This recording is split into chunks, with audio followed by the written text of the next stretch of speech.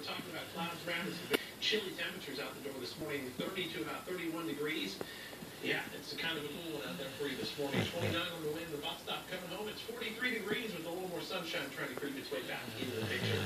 You're watching Fox 43 Morning News. We're back in just a moment with another look at that forecast. 428, 32 degrees. Good morning, Central Pennsylvania. Make it a good day.